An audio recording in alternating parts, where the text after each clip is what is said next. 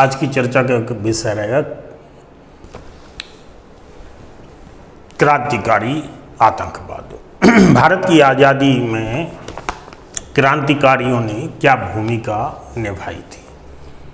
तो सबसे पहले इस विषय को जानने से पहले हम ये देखते हैं कि क्रांतिकारी आतंकवाद या क्रांतिकारियों के साधन क्या थे, इनका अस्तित्व क्यों आया। तो देखा जाता है कि जब उदारवाद और उग्रपंथी विचारधारा ने जो अपनी मांगें रखी थीं या जो कार्य किए थे, जब आधुनिक जो युवा पीढ़ी थी वो इनके साधनों से संतुष्ट नहीं थी। अंग्रेज जो है वो इनकी बातों को बहुत वरीयता नहीं दे रहे थे और नव शिक्षित जो युवा वर्ग आ रहा था, तेज तर्रार युवा वर्ग, उसे लग रहा था कि इनके इस प्रकार के ढर्रे से, भारतीय राजनीति के इस प्रकार के ढर्रे से जो है ना अंग्रेज हमें आज़ादी नहीं देंगे। अब हमें कोई ऐसा कदम उठाना चाहिए जिस कदम से या जिस रास्ते से अंग्रेज जो भयभीत हो जाएं और बुरे तरीके से भयभीत हो जाएं। तो इन्होंने जो है ना बंदूक यानी हथियारों का रास्ता अपना लिया। जिन लोगों ने, जिन युवा वर्ग ने हथियारों का रास्ता अपनाया और अंग्रेज़ों के खजाने लूटे, अंग्रेज़ों की हत्याएं की, ऐसे बर्बर अंग्रेज या अधिकारी या ऐसे बर्बर या प्रतिष्ठावान लोग जो भारतीय जनता पर बर्बरता करते थे और मतलब एक तरह से उनका कोई विरोध नहीं होता था, केवल एक औरल विरोध किया जाता था राजनीतिक पार्टियों के द्वारा। तो इसके लिए उन्हें दंड देने के प्रावधान लेकर आए क्रांतिकारी आतंकवादी और इसी रास्ते से वो आज़ादी को लेना चाहते थे। तो इस संदर्भ में क्वेश्चन जो पहला देखते हैं हम, क्रांतिकारी आतंकवाद के संबंध में कौन सा कथन सत्य है। मतलब इसमें 4 कथन दिए गए हैं। 4 कथनों में से अपन को ये बताना है कि क्रांतिकारी आतंकवादियों के संबंध में कौन सा कथन सत्य है। आतंकवादी शब्द का इस्तेमाल इसलिए कर रहे हैं कि उस समय की ब्रिटिश सरकार के लिए जो हमारे क्रांतिकारी थे, जो हमारे वीर सेना नायक थे, या जो हमारे जो युवा वर्ग था जो देश की आज़ादी के लिए कर्मठशीलता से अपने प्राणों को निछावर कर रहा था, वो ब्रिटिश सत्ता के लिए एक तरह से आतंकवादी था, इसलिए इस शब्द का इस्तेमाल हुआ है। अन्यथा जो है ना वो हमारे जो क्रांतिकारी हैं वो हमारे आदर्श हैं, देश की आज़ादी के लिए एक आदर्श के रूप में उन्हें जो है ना माना जाता है। यहाँ पर पहला जो है ना ये अधिकतर उच्च जातियों के थे। क्या ये बात सही है? तो बिल्कुल ये बात सही है कि क्रांतिकारी जो जितने लोग थे अधिकतर इनमें जो है ना उच्च जाति के लोग शामिल थे। तो ये कथन सही है। इन्होंने किसानों एवं मजदूरों की मांगों को अनदेखा किया है। बिल्कुल सही बात है। क्रांतिकारी आतंकवादी जो विचारधारा थी, इस क्रांतिकारी आतंकवादी विचारधारा ने किसानों मजदूरों की मांगों पर कोई ध्यान नहीं दिया था। उनका जो मूल उद्देश्य था वो देश को आज़ाद कराने का था, ना कि किसानों को फैसिलिटीज़ प्रोवाइड करवाना या मज़दूरों को उनकी मांगों को सरकार के समक्ष रखना। ऐसा उनका कोई उद्देश्य नहीं था, बल्कि वो तो जो है ना सिर्फ देश की आज़ादी की या अपने वतन की भूमि या की आज़ादी की बात करते थे। तीसरा जो है ना इसमें ये धर्मनिरपेक्ष की भावना में विश्वास करते थे। तो देखो, क्रांतिकारियों में हिंदू भी थे, मुसलमान भी थे, अन्य कम्युनिटी के लोग भी थे।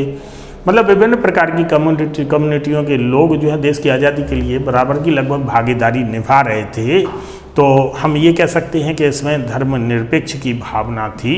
तो ये बात बिल्कुल सही है। अगला जो चौथा है, इन्होंने विश्वव्यापी संपर्क स्थापित किया।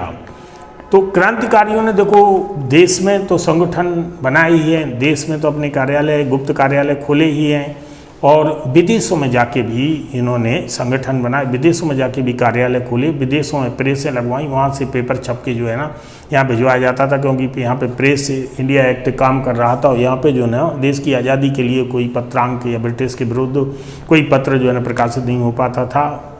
तो यहाँ पे जो है ना ऐसी परिस्थितियों के कारण, अच्छा यहाँ से जो हथियार धनन कलेक्ट करते थे, उसके लिए जो हथियार चाहिए थे तो इन्होंने विदेशों में जाके जो है ना अपने कार्यालय खोले, अपने प्रतिनिधि लगाए और विदेशों से जो है ना हथियार मंगाने की कोशिश की, उनकी राजनीतिक व्यवस्थाओं से संपर्क किया और वहाँ से जो है ना हथियारों को लाने की कोशिश की। ऐसे ऐसे देशों से संपर्क किया जो ब्रिटिश विरोधी हुआ करते थे। तो इस प्रकार से जो है ना क्रांतिकारियों ने जो है ना कार्य किया था। तो इस हिसाब से देखा जाए तो जैसे इसमें दिया आंसर ए में दिया 1 2 4 सत्य है, बी में दिया है 2 4 सत्य है, सी में दिया 1 2 3 4 सत्य है और डी में दिया है 3 4 सत्य है। इस हिसाब से देखते हैं तो इसका आंसर सी हो जाएगा, यानी चारों कथन इसके सत्य हैं। अब बात आती है कि आखिर क्रांतिकारियों के मतलब जो क्रांतिकारी थे उनकी विचारधारा क्या थी, वो क्या चाहते थे। तो देखो, मातृभूमि के लिए जो क्रांतिकारी होता था वो मृत्यु को पराजित करने की बात करने लगे थे कि हम मृत्यु को पराजित कर सकते हैं, अर्थात वो मौत को अपने हाथों में लिए फिरते थे और मातृभूमि के लिए वो अपने प्राणों को आसानी से न्यौछावर कर देते थे। और बर्बर जो एक तरह से जो सिस्टम था, उस बर्बर सिस्टम को जो है ना मौत के घाट उतारने में उन्हें कोई परहेज नहीं था। और देशभक्ति के गीतों के द्वारा, गीतों की रचना करके और क्षेत्रीय इतिहास, संस्कृति या लोक परंपरा को जागृत करने का काम किया था क्रांतिकारी आतंकवादियों ने। और इसके साथ ही भारत के विदेश में अपनी गुप्त संगठन या संस्थाओं को स्थापित किया था। समाचार पत्र पत्रिकाओं के द्वारा जो है ना ये अपने विचारों को प्रकाशित करते थे, उनका प्रसार करते थे। और ब्रिटिश अधिकारियों की हत्या व देशद्रोही भारतीयों की हत्या करके जो है ना ये एक तरह से देश के अंदर अंग्रेजों के सिस्टम में भय फैलाना चाहते थे, जिससे कि वो हमको आज़ाद करके चले जाएं। और सैनिक षड्यंत्रों का गठन करते थे और यहाँ पर जो है ना खजाना या शस्त्रागार की लूट करते थे या सरकारी खजाने की लूट करते थे और उसे लूट कर जो है ना हथियारों को या अन्य खेपें जो है ना मंगाई जाती थी और बाहर जो क्रांतिकारी होते थे उनके लिए भेज दिया जाता था, जिससे कि वो सामान हथियार वगैरह या वहाँ पे जो है ना जो पत्र ब्रिटिश विरोधी पत्र हैं वो प्रिंट करके जो है ना यहाँ पे भारत भेजें। इस प्रकार की गतिविधियों के लिए जो ये काम करते थे। आम जनसभाओं का भी गठन किया। आम जनसभाओं से मतलब है यहाँ पे लोकल आदमी की सभाएं गठित नहीं की इनने, बल्कि कुछ खास लोगों को लेकर जो है ना वो अपने एक संगठन तैयार किए थे इन्होंने। तो ये तो इनके पक्ष में है। आखिर इसके क्रांतिकारी के विपक्ष में क्या है, आई मीन से क्यों क्रांतिकारी असफल रहे। हम असफल तो नहीं कह सकते, लेकिन हाँ वास्तविक रूप से जिस मूल लक्ष्य को वो पाना चाहते थे वो मूल लक्ष्य अकेले क्रांतिकारियों से नहीं मिला, बल्कि और भी उसमें कई लोगों की सहभागिता थी।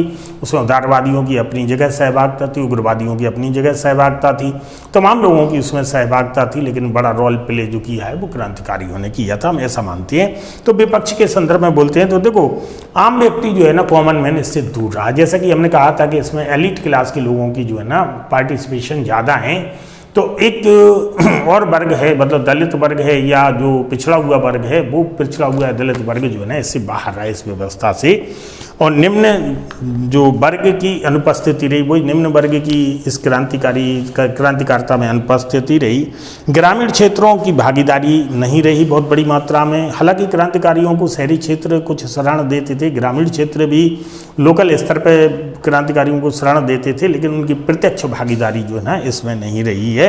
तो इनके असफलता के कारण थे। और इसके साथ ही किसान मजदूरों की मांगों को इन्होंने अनदेखा किया, जैसा कि बता चुके हैं पहले हैं। वर्ग जाति की सीमा, वर्ग व्यवस्था और जाति व्यवस्था अपनी अपनी सीमाओं में बंधे हुए थे, इनकी सीमाओं को नहीं तोड़ सके ये, इसलिए जो है ना बहुत ज़्यादा इन्हें जो है ना सपोर्ट नहीं मिल सका, एक तरह से ताकत नहीं मिल सकी। इनके पास संचार व्यवस्था की अनुचित, संचार की कम्युनिकेशन व्यवस्था की जो है ना एक तरह से कमी थी।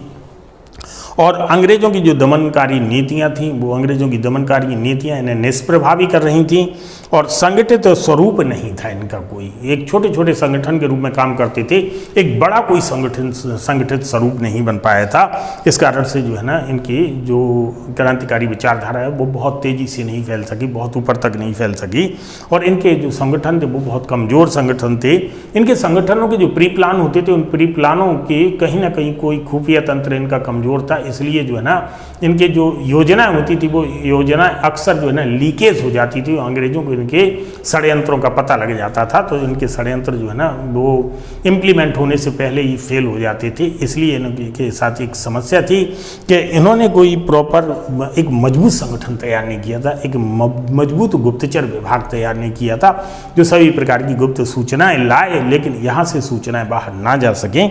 और इसके बाद जो है ना इनके पास जो बड़ी बड़ी या दीर्घकालीन योजनाएं थीं उनकी कमी थी, बहुत लंबी लंबी योजनाएं नहीं थी, इनके छोटे छोटे उद्देश्य थे, किसी अधिकारी को मारना है, किसी की बर्बरता को ख़त्म करना, धन को लूटना, ये छोटे छोटे उद्देश्य थे इनके पास, तो इसलिए जो है ना इनकी असफलता रही। एक और प्रशिक्षण की इनमें कमी थी, मतलब ये बहुत अच्छे प्रशिक्षित लोग नहीं थे और धन का अभाव था इनके पास, यानी बहुत ज़्यादा इनके पास धन नहीं था जिससे कि वो, क्योंकि मध्यम वर्गीय शिक्षित लोग युवा वर्ग जो है ना इसमें शामिल हो रहे थे तो उतना धन नहीं होता था इनके पास। तो और अच्छा दूसरी बात क्या है कि धनपति लोग जो है ना इस क्रांतिकारिता से बाहर रहे, यानी भारत के जो परिचय वाले लोग थे यानी जमींदार वर्ग था या राजशाही रजवाड़े वर्ग की जो प्रवृत्ति थी वो इससे बाहर रही। और उच्च शिक्षित वर्ग जो वेल एजुकेटेड फैमिलियां थीं, बड़े बड़े घराने थे, वो लोग जो है ना इस क्रांतिकारिता से दूर रहे, वो उदारवाद में ही विश्वास करते रहे। और जैसा कि कहा गया है कि इनकी गुप्तचर जो संस्थाएं थीं वो लगभग फेल थीं क्योंकि उनसे कोई अधिक हमें जानकारी नहीं मिल पाती थी।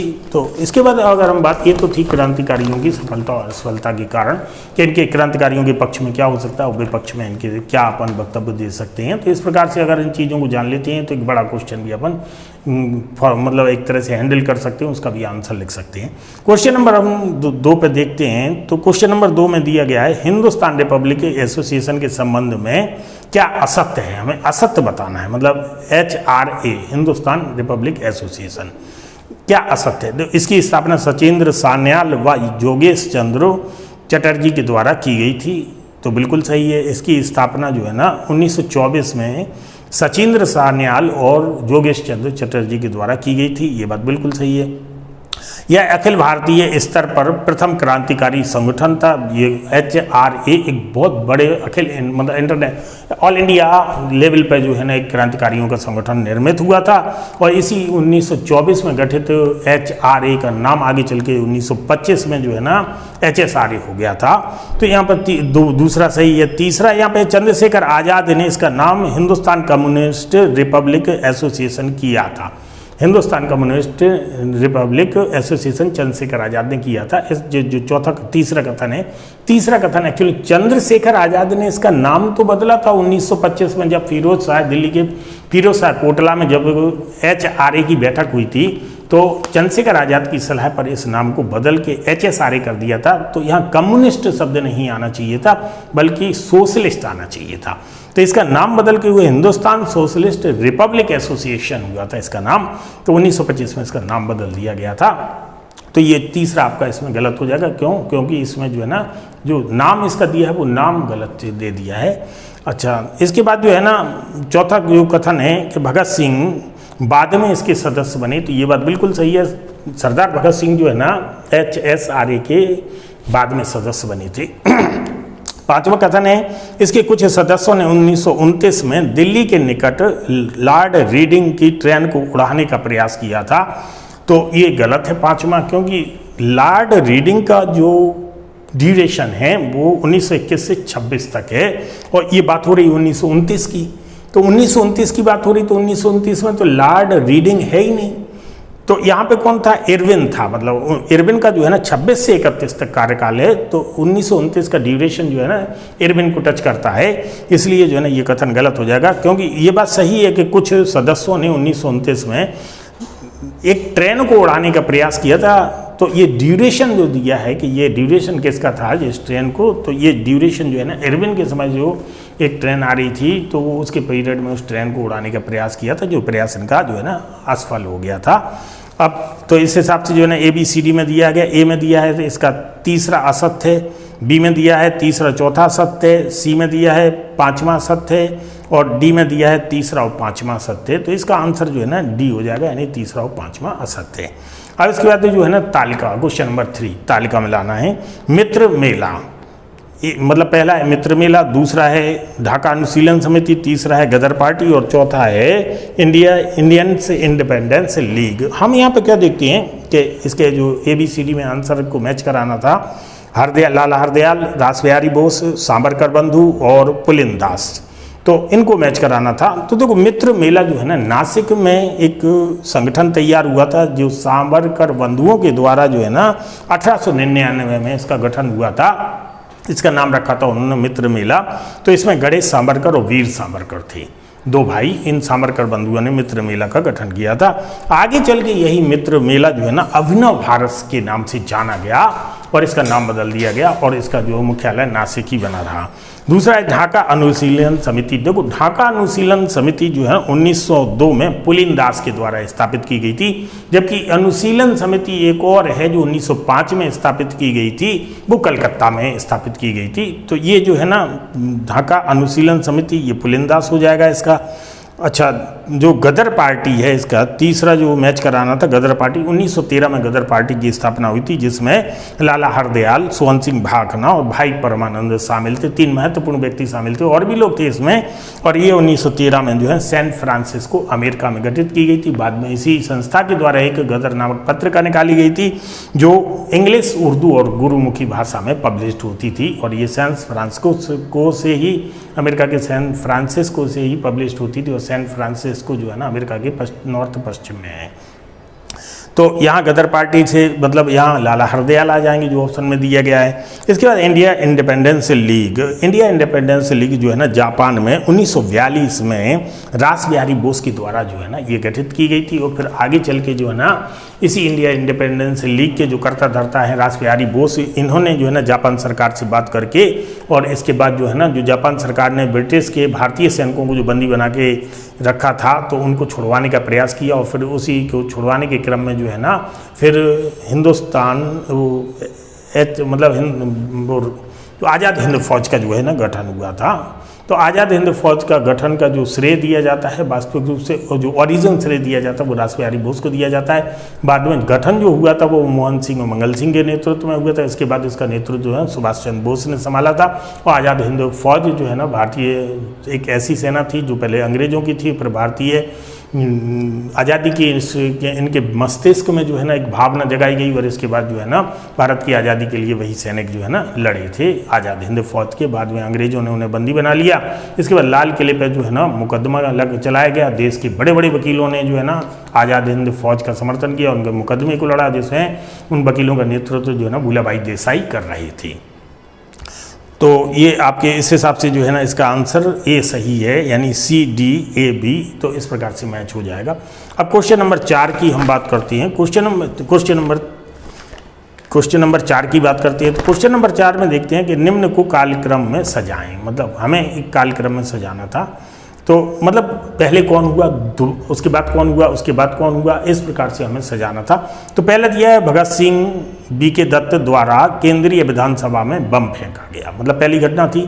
तो ये घटना कब हुई थी, अपन को इस बारे में जानकारी होनी चाहिए, तभी अपन कार्यक्रम को सजा सकते हैं। तो हमने देखा कि अप्रैल 1929 में जो है ना जब केंद्रीय विधानसभा में सेशन चल रहा था, तो उसी सेशन के तहत जो भगत सिंह और बटुकेश्वर दत्त, BK दत्त से मतलब बटुकेश्वर दत्त ने जो है ना वो वहाँ पे एक ऐसा बम फेंका था जो आवाज़ करता था जिससे किसी को नुकसान नहीं होगा।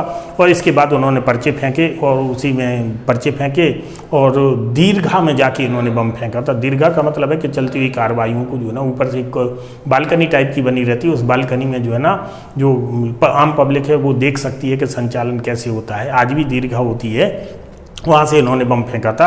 और इसके बाद जो है ना फिर इन्होंने अपनी गिरफ्तारियाँ दी। और हालांकि सरदार भगत सिंह को जो है ना जो फांसी हुई थी वो लाहौर षड्यंत्र में हुई थी, वो इस घटना में उन्हें फांसी नहीं हुई थी। और बटुकेश्वर दत्त को जो है ना कुछ माह की सज़ा देकर, यानी कुछ साल की सज़ा देकर छोड़ दिया गया था, क्योंकि बटुकेश्वर दत्त किसी बड़ी घटना में इन्वॉल्व नहीं थे और ऐसी घटना में मौत की सज़ा नहीं दी जाती थी। तो उन्हें जो फांसी हुई थी वो लाहौर षड्यंत्र के तहत हुई थी। अब इसके बाद दूसरा इसका जो है, बारिंद्र कुमार घोष भूपेंद्र दत्त द्वारा पूर्वी बंगाल के लेफ्टिनेंट गवर्नर फुल्लर की हत्या का प्रयास किया गया। तो ये घटना कब हुई? देखो, बारिंद्र कुमार घोष और भूपेंद्र दत्त जो पूर्वी बंगाल, ईस्टर्न बंगाल जिसको बांग्लादेश कहते हैं, वहाँ का जो लेफ्टिनेंट गवर्नर था फुल्लर, उसकी 1906 में हत्या का प्रयास किया गया था। तो इस कारण से जो है ना इन्हें बंदी बना लिया गया था और इसके बाद इन्हें फांसी दे दी गई थी।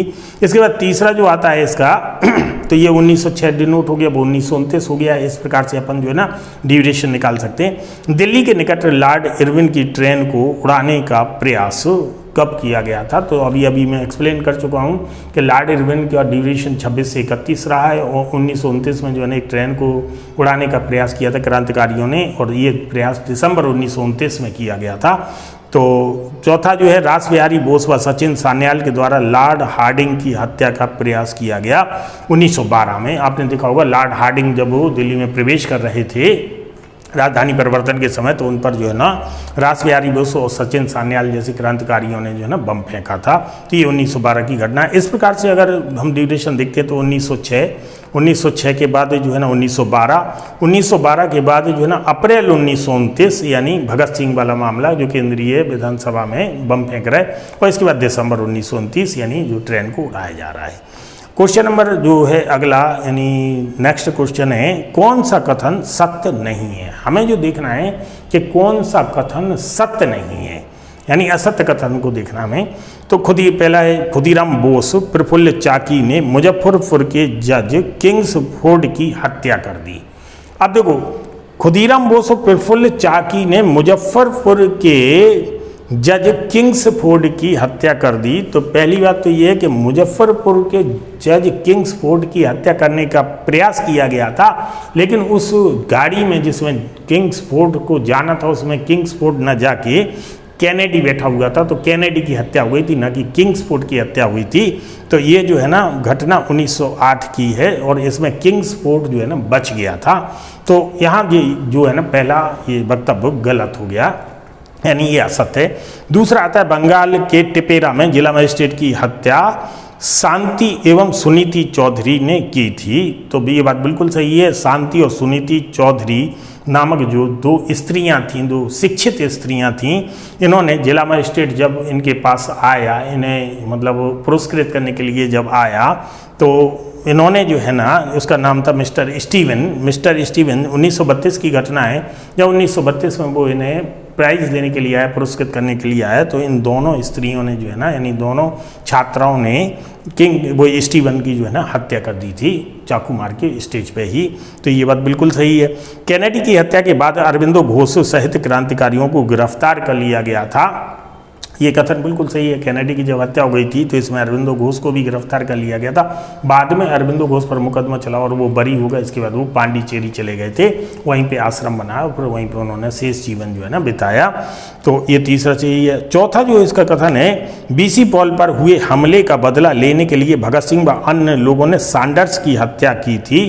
तो ये कथन सैंडर्स की हत्या हुई थी ये तो सही है, जैसे लाहौर षड्यंत्र के नाम से जाना जाता है, लेकिन BC Paul, Bipin Chandra Paul पे जो है ना हमला नहीं हुआ था, बल्कि लाला लाजपत राय पर लाठीचार्ज का आदेश दिया था सैंडर्स ने, और जिससे आगे चल के लाला लाजपत राय की मृत्यु हो गई थी। इसी का बदला लेने के लिए सरदार भगत सिंह वगैरह ने और सैंडर्स की हत्या की थी। इसे लाहौर षड्यंत्र के नाम से जाना गया। तो ये जो है ना कथन असत्य हो जाएगा, क्योंकि इसमें बीसी पॉल दिया है। तो इस प्रकार से जो है इसका आंसर अगर हम देखते हैं तो इसके दो कथन असत्य हो गए हैं, यानी पहला और चौथा, तो इसका आंसर बी हो जाएगा।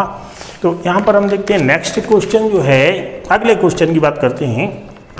जतिन मुखर्जी के नेतृत्व में बंगाल के क्रांतिकारियों ने रेल संचार को अस्त व्यस्त कर दिया। ये कथन और कारण का है। कथन और कारण में अपन जानते हैं अपने वही पुराना परंपरा है, कथन सही है, तर्क गलत है, तो ए कथन गलत है, तर्क सही है, तो बी कथन और तर्क दोनों सही हो, व्याख्या करते हैं तो सी, और कथन और तर्क दोनों सही है लेकिन व्याख्या नहीं करते तो डी। इस प्रकार से कथन है, जतिन मुखर्जी के नेतृत्व में बंगाल के क्रांतिकारियों ने रेल व संचार व्यवस्था को अस्त व्यस्त कर दिया था। ये बात बिल्कुल सही है।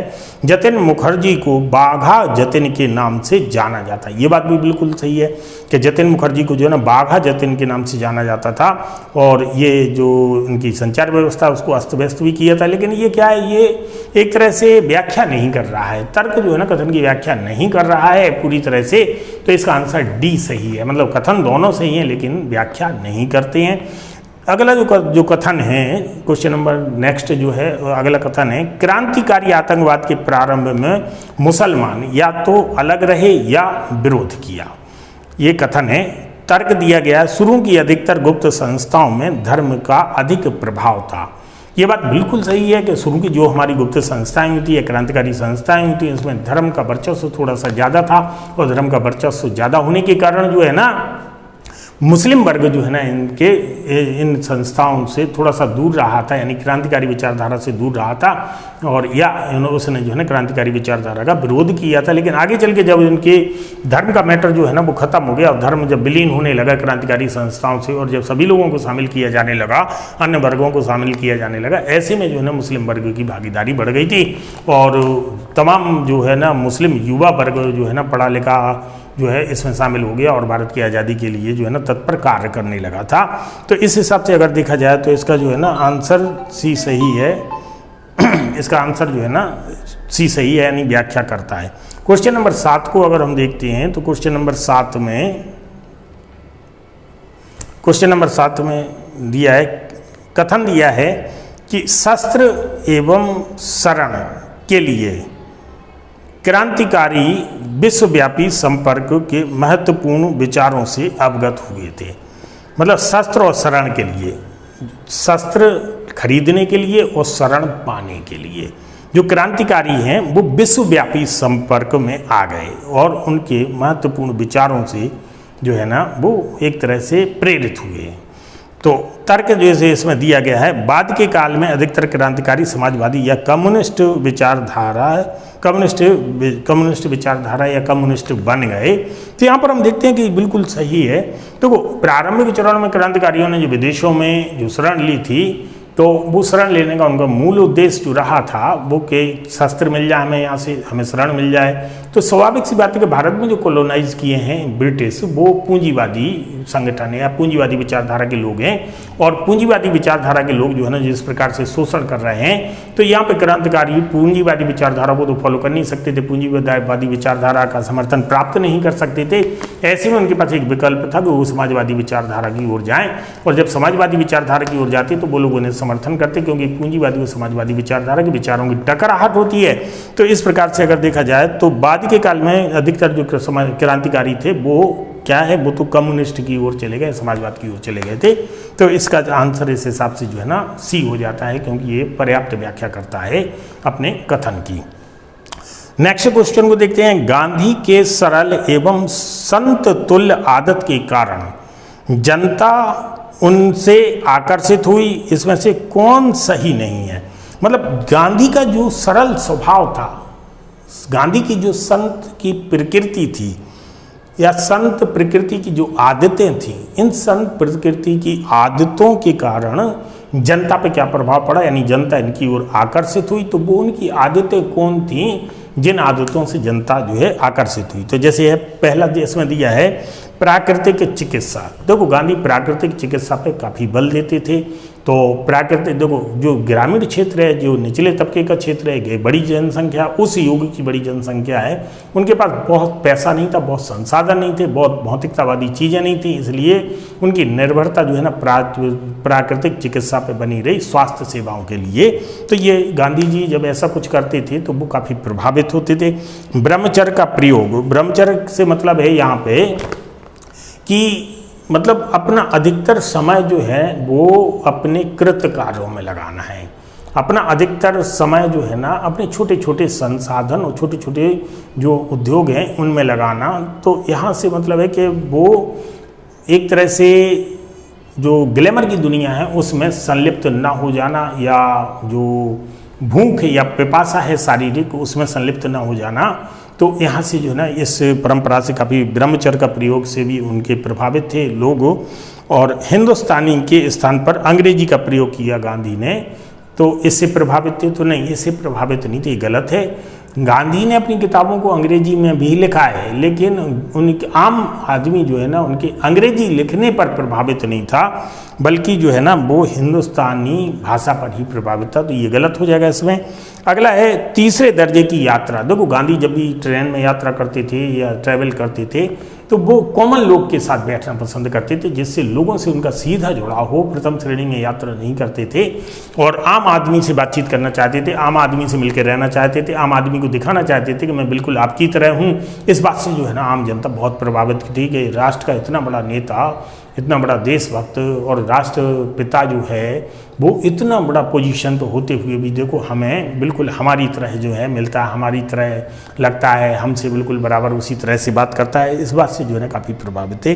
और पाँचवा जो नेक्स्ट है, 1921 के बाद सिर्फ लंगोटी पहनना उन्होंने शुरू कर दिया। ये बात बिल्कुल सही है कि 1921 के बाद जो लंगोटी पहनना उन्होंने शुरू कर दिया था, तो इसके बाद जो है ना आम आदमी वो एक तरह से अपने शारीरिक चोले के बजाय मतलब पहनावे से जो है ना वो आम आदमी की तरह लगने लगे थे। अगर गांधी अगर सूट बूट में रहते तो आम जनता उतनी प्रभावित नहीं होती जितना धोती कुर्ता से या धो अकेली लंगोटी से प्रभावित थी कि देखो उनके पास क्या है, वो तो लंगोटी लगा के चल देते हैं तो उनके पास मतलब देश सेवा के अलावा कुछ है ही नहीं, तो हमारी ही तो सेवा कर रहे हैं। इस बात से जो है ना लोग काफ़ी प्रभावित हुए थे। तो इस हिसाब से अगर आंसर देखा जाए कि कौन सा कथन असत्य है, यानी कौन सा वो चीज़ कथन असत्य है, तो ए में दिया है सेकंड असत्य, बी में दिया है सेकंड और थर्ड असत्य, सी में दिया है थर्ड असत्य और डी में जो दिया है वो फर्स्ट और थर्ड असत्य है। तो यहाँ पे हमने क्या देखा, पहला सही था, दूसरा सही था, तीसरा जो है ना हिंदुस्तानी के स्थान पर अंग्रेजी भाषा से प्रभावित थे, ये गलत है। तो इसमें जो है ना आंसर सी हो जाएगा, यानी तीसरा गलत है, बाकी सब सही हैं। तो ये जो मैंने आपको जो है ना कुछ क्वेश्चनों के बारे में आपको बताया है जहाँ से क्वेश्चन फॉर्मेट हो सकते हैं, कई प्रकार से क्वेश्चन बन सकते हैं, इसके इर्द गिर्द से भी क्वेश्चन जनरेट हो सकते हैं। अगर हम इस प्रकार से क्वेश्चनों को हैंडल करते हैं तो काफ़ी आसानी हो जाती है। इसको हमें एक दो बार सुनना चाहिए और इसके बाद जो है ना विश्लेषण करना चाहिए। जिन क्वेश्चनों को हम देखते हैं सुनते हैं उन्हें फॉर्मेट तैयार करना चाहिए, कॉपी पे लिखने का प्रयास करना चाहिए। इन फैक्टों को या इन जो घटनाएँ हैं इन्हें अपने जीवन में उतारना चाहिए कि किस प्रकार से, जिससे कि वो स्थायी हो जाए। अगले टाइटल में मैं किसी और क्वेश्चनों को इस श्रृंखला को लेके आऊँगा।